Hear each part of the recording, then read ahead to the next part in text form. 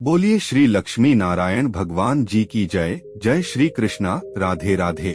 आज माघ मास के शुक्ल पक्ष की एकादशी तिथि है और इस एकादशी को जया एकादशी के नाम से जाना जाता है। कुछ स्थानों पर इसे जया ग्यारस भी कहते हैं। पद्म पुराण के अनुसार स्वयं भगवान श्री कृष्ण जी ने युधिष्ठिर को जया एकादशी का महत्व बताते हुए कहा था कि प्राणी के इस जन्म एवं पूर्व जन्म के समस्त पापों का नाश करने वाली जया एकादशी उत्तम तिथि है। जो मनुष्य जया एकादशी का व्रत रखता है और इसकी कथा को सुनता है वह कभी प्रेत योनि में नहीं जाता है तथा उसके पूर्वजों को नीच योनि से मुक्ति मिलती है और उसकी सभी मनोकामनाएं पूर्ण न होती हैं तथा घर में सुख समृद्धि धन संपत्ति और खुशहाली आती है।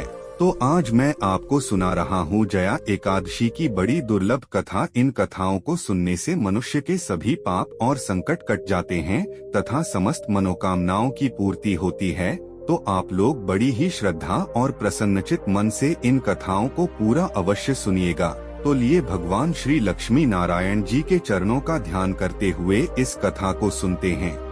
एक बार अर्जुन ने भगवान श्री कृष्ण जी से कहा, हे भगवान, अब कृपा कर आप मुझे माघ माह के शुक्ल पक्ष की एकादशी के संबंध में भी विस्तार पूर्वक बताइए। शुक्ल पक्ष की एकादशी में किस देवता का पूजन करना चाहिए तथा इस एकादशी व्रत की क्या कथा है, उसको करने से किस फल की प्राप्ति होती है। तब भगवान श्री कृष्ण जी ने कहा, हे अर्जुन, माघ माह के शुक्ल पक्ष की एकादशी को जया एकादशी कहते हैं। इस एकादशी के उपवास से मनुष्य भूत प्रेत पिशाच आदि की योनि से छूट जाता है।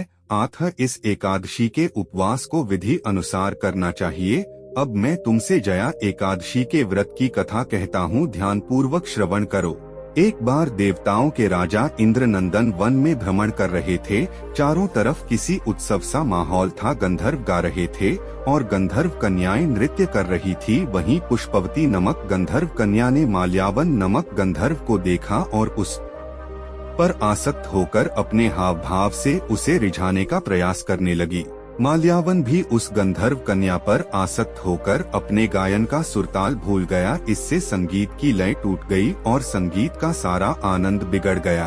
सभा में उपस्थित देव गणों को यह बहुत बुरा लगा। यह देखकर देवेंद्र इंद्र भी रुष्ट हो गए। संगीत एक पवित्र साधना है, इस साधना को भ्रष्ट करना पाप है। अतः क्रोधवश इंद्र ने पुष्पवती तथा माल्यावन को श्राप दे दिया। संगीत की साधना को अपवित्र करने वाले माल्यावन और पुष्पवती, तुमने देवी सरस्वती का घोर अपमान किया है। अतः तुम्हें मृत्यु लोक में जाना होगा। गुरुजनों की सभा में असंयम और लज्जाजनक प्रदर्शन करके तुमने गुरुजनों का भी अपमान किया है। इसलिए इंद्रलोक में तुम्हारा रहना अब वर्जित है। अब तुम अधधम पिशाच असंयमी का जीवन बिताओगे। देवेंद्र का श्राप सुनकर वे अत्यंत दुखी हुए और हिमालय पर्वत पर पिशाच योनि में दुख पूर्वक जीवन यापन करने लगे। उन्हें गंध, रस, स्पर्श आदि का तनिक भी बोध नहीं था। वहीं उन्हें असहनीय दुख सहने पड़ रहे थे। रात दिन में उन्हें एक क्षण के लिए भी नींद नहीं आती थी। उस स्थान का वातावरण अत्यंत शीतल था, जिसके कारण उनके रोए खड़े हो जाते थे, हाथ पैर सुन्न पड़ जाते थे, दांत बजने लगते थे। एक दिन उस पिशाच ने अपनी स्त्री से कहा, ना मालूम हमने पिछले जन्म में कौन से पाप किए हैं जिसके कारण हमें इतनी दुखदायी यह पिशाच योनि प्राप्त हुई है। पिशाच योनि से नरक के दुख सहाना कहीं ज्यादा उत्तम है। इसी प्रकार के अनेक विचारों को कहते हुए अपने दिन व्यतीत करने लगे। भगवान की कृपा से एक बार माघ के शुक्ल पक्ष की जया एकादशी के दिन इन दोनों ने कुछ भी भोजन नहीं किया और न ही कोई पाप कर्म किया। उस दिन मात्र फल फूल खाकर ही दिन व्यतीत किया और महान दुख के साथ पीपल के वृक्ष के नीचे विश्राम करने लगे। उस दिन सूर्य भगवान अस्ताचल को जा रहे थे। वह रात इन दोनों ने एक दूसरे से सटकर बड़ी कठिनता से काटी। दूसरे दिन प्रातः काल होते ही प्रभु की कृपा से उनकी पिशाच योनि से मुक्ति हो गई और पुनः अपने अत्यंत सुंदर अप्सरा और गंधर्व की देह धारण करके तथा सुंदर वस्त्रों तथा आभूषणों से अलंकृत होकर दोनों स्वर्ग लोक को चले गए। उस समय आकाश में देवगण तथा गंधर्व इनकी स्तुति करने लगे। नागलोक में जाकर इन दोनों ने देवेंद्र इंद्र को दंडवत किया। देवेंद्र को भी उन्हें उनके रूप में देखकर महान विस्मय हुआ और उन्होंने पूछा, तुम्हें पिशाच योनि से किस प्रकार मुक्ति मिली, उसका पूरा वृतांत मुझे बताओ। देवेंद्र की बात सुन माल्यावन ने कहा, हे देवताओं के राजा इंद्र, श्री हरि की कृपा तथा जया एकादशी के व्रत के पुण्य से हमें पिशाच योनि से मुक्ति मिली है। इंद्र ने कहा, है माल्यावन, एकादशी व्रत करने से तथा भगवान श्री हरि की कृपा से तुम लोग पिशाच योनि को छोड़कर पवित्र हो गए हो, इसलिए हम लोगों के लिए भी वंदनीय हो गए हो, क्योंकि शिव तथा विष्णु भक्त हम देवताओं के वंदना करने योग्य हैं। अतः आप दोनों धन्य है। अब आप प्रसन्नता पूर्वक देवलोक में निवास कर सकते हैं। हे अर्जुन, इस जया एकादशी के उपवास से नीच यानी से सहज ही मुक्ति मिल जाती है।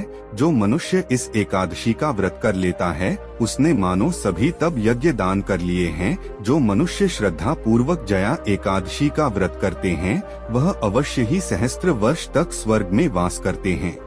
हे अर्जुन, जो सभा में अपने से बड़े गुरुजन आदि उपस्थित हो वहाँ प्राणी को संयम और मर्यादा को बनाए रखना चाहिए ताकि गुरुजनों का अपमान ना हो, उनका सम्मान बना रहे। गुरुजनों का अपमान करने वाला मनुष्य घोर नरक का भागी होता है।